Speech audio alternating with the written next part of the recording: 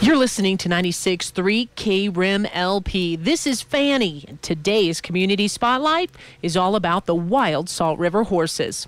I had an opportunity to talk to Carrie Templin with the Tonto National Forest. She told me where we currently stand with the situation. Neil Bosworth, supervisor of the Tonto National Forest, met with the state representative, Kelly Townsend, and did agree to not take any action to gather horses until Congress goes back into session in early September. In addition to that, we have also been asked by members of the Arizona Congressional Delegation to set up meetings with them to discuss this issue.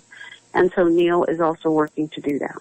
The Tonto National Forest has seen a huge response from not only the local community, but individuals and organizations across the world protesting their proposed capture, relocation, and possible destruction of these horses.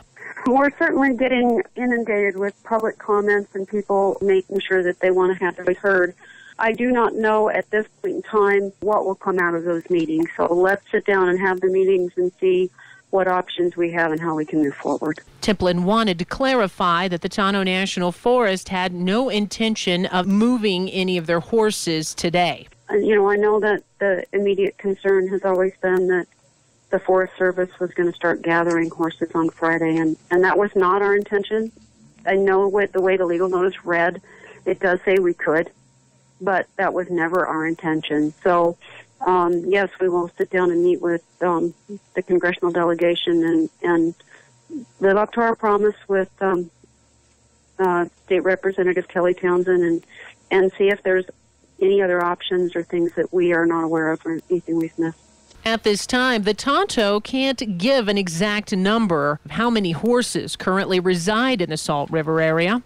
On the Tonto National Forest at the current time, we did a survey less than a month ago, and we observed 65 horses. There is an estimation of somewhere between 65 and 100 horses currently on the Tonto National Forest by the Salt River. I asked Ms. Templin what led the Forest Service to make moves to remove the Salt River horses. It's been a continuing issue. The population of horses continues to grow.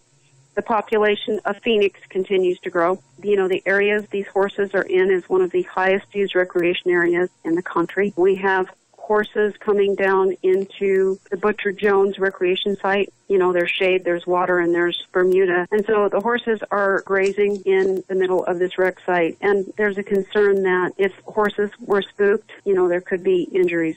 More importantly than that is that there have also been accidents where horses have been killed crossing Highway 87 as well as the Bush Highway. And we just don't want to see any more horses get hit on roads and killed. Templin dispelled rumors that the move is a result of conflict with ranchers and grazing. It is not, and I know that statement has been made. There are two grazing allotments in that area. One is vacant and has been vacant for many years. The grazing allotment that the horses are currently occupying is out for draft decision as far as the Forest Service was making a decision on whether or not to authorize grazing. There has been no grazing in the two pastures where these horses have been occupying since 2002. And the decision by the Forest Service, if it is upheld, is that it will remain closed to grazing. There haven't been any livestock, cattle in there since 2002, and we don't anticipate putting any cattle in there. The Salt River Wild Horse Management Group, an area conservationist organization, claims these horses have been around for centuries, possibly brought to the area back in the 17th century by a Spanish missionary. I asked Carrie for clarity from the Tonto National Forest on the lineage and history of these creatures. We have not ever done any testing on them. We have not ever gathered them. But when the Wild Free Roaming Horse and Burro Act of 1971 was passed, part of the requirement was that surveys were done to determine if there was a presence of horses or burros. And then, based on that, territories were designated. Surveys were done in 1973 on the Tonto National Forest, and the horses that were seen at the time were either claimed by stockmen in the area as theirs or claimed by the neighboring reservations. We border both the Fort McDowell Indian Reservation and we border the Salt River Pima Maricopa Indian Reservation. So a horse territory was not designated. Now, there was a burro territory designated because burros were discovered in the area a little bit farther east.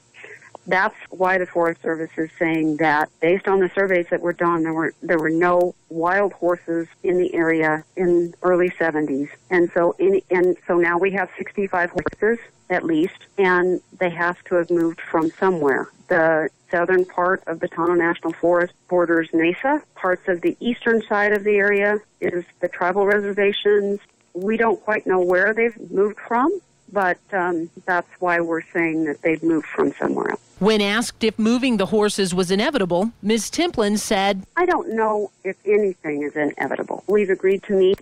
We've agreed to discuss options. We'll see if there's an option out there that, we haven't considered or there's an authority we weren't aware of. If a horse designation is made, it could untie the Forest Service hands on studying and caring for the horses. Unless the Forest Service has authority to manage the horses, we can't do anything except gather. Because there was no territory designated, because they're not considered within the law right now wild, we can't do an analysis. We can't determine what a normal number would be, what our capacity would be, what we would manage. So what can be done right now? Well, it's up to the federal powers to be to work and find the best outcome. Meanwhile, private groups and individuals are currently offering their support and services to provide a positive resolution to this issue. There are many groups that are more than willing to step up and manage them. There's groups that are willing to provide them homes. I hope that there will be a long-term solution. Yeah. No one wants to see these horses get destroyed. That's never been anybody's goal. Thank you for listening to 96.3 KRIM-LP, your community radio.